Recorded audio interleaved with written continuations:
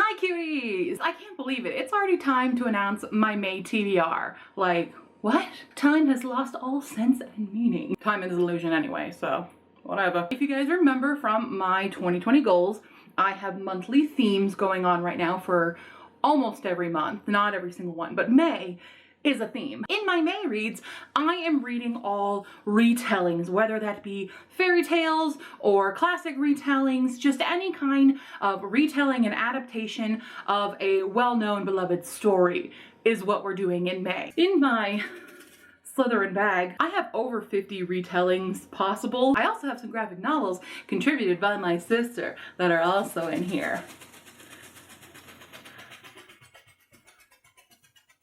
And for the month of May, there's also another month-long readathon. Right now, I'm in the middle of the Owls readathon, but in May, we have the Bookemon readathon. It is a Pokemon-themed readathon. I can't believe I hadn't heard about this before. I missed out on the first two, but it is round 3. In this round, we are all trying to defeat Team Rocket, who stole all of the Bookemon that they caught in the last round. I'll link the actual leaders of this. I heard about this from Break Even Books, and he is one of the leaders for Team Instinct, I believe. I used to play Pokemon Go. I don't anymore because I got way too addicted to it and I had to stop myself. When I was on Pokemon Go, I was on Team Valor. I am not joining Team Valor for this. The reason is because of the challenges. Each team has several different challenges that they're going to complete, and they all have like a team book, and Team Valor's book is The Martian by Andy Weir, which I've already read. So I want to keep, pulling books from my TBR and not doing rereads right now, so I am not joining Team Valor. I'm not going to go into full detail about this. I'm just going to tell you the challenges that I'm going to do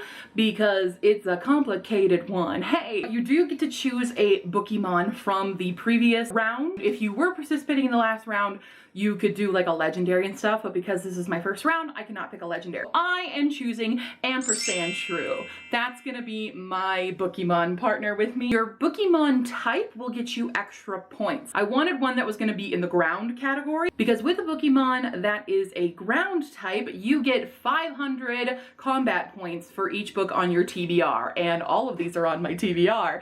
So that's how to maximize your points for your team. Between Team Mystic and Team Instinct, I had to decide which team I was going to take on. I chose, drumroll please,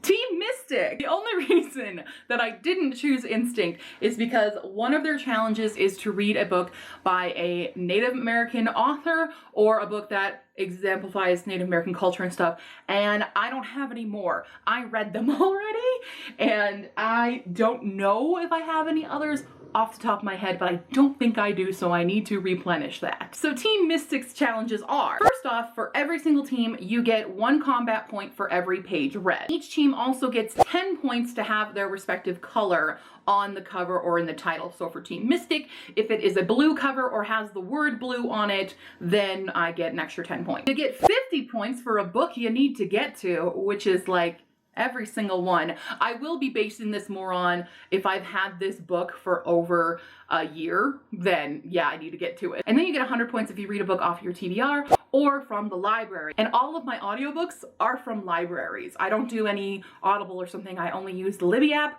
and the Hoopla app, which are both library apps. And of course, it's an extra 100 points for TBR books, which all of these are. We also get points, I didn't write it down apparently, but for a book set in another world or universe. And so for our group book, the book is The 10,000 Doors of January by Alex E. Harrow. I've never read this. It has been on my TBR, so I was lucky there. The problem is I still have 10 weeks to wait on this one, so I'm a little nervous. I'll try to find it. If I have to go get it as a physical, I will, but I have 10 weeks of waiting.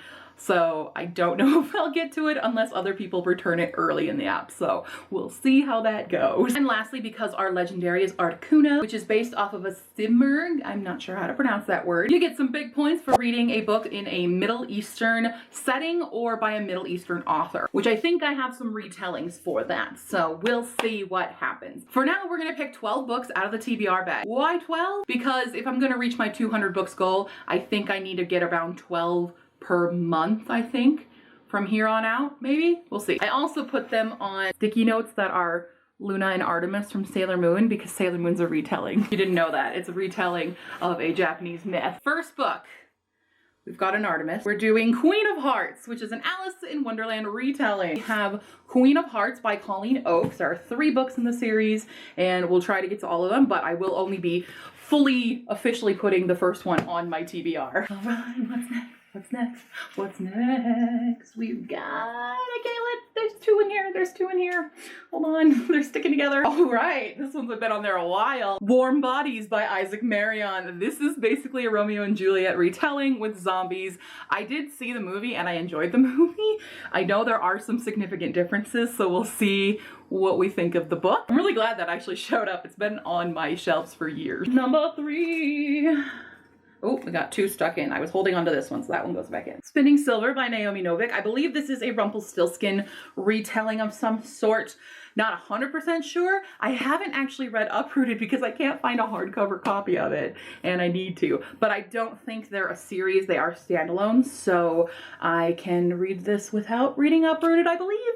If not, I'll run over to my sister's and borrow her copy because I know she has it. Number 4.